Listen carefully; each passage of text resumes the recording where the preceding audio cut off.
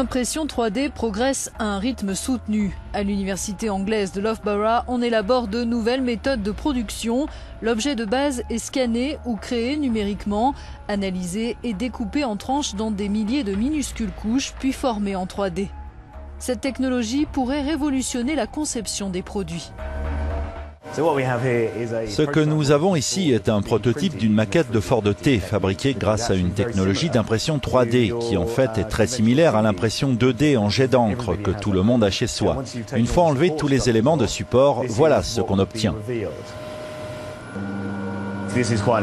Voici une pièce particulièrement esthétique avec laquelle on a essayé de créer un déambulateur pour les personnes handicapées, mais on peut avoir la même approche pour produire des composants de faible poids pour l'aérospatiale.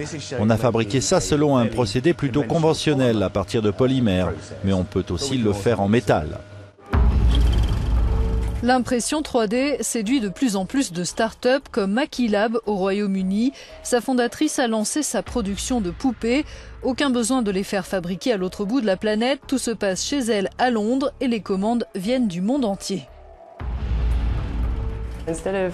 Au lieu d'avoir à fabriquer un moule et d'attendre d'avoir vendu des millions de poupées pour que le coût du moule et de la fabrication soit amorti, vous pouvez les fabriquer une par une, ce qui signifie qu'aujourd'hui, une start-up à Londres peut fabriquer des jouets.